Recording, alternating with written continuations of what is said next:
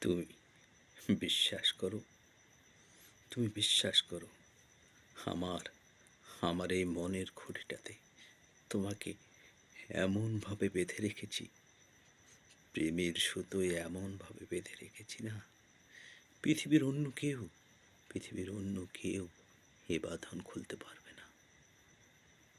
আর যদি চাও তো, আর যদি তুমি চাও তো খুলে দেব, খুলে দেব সে বাঁধন।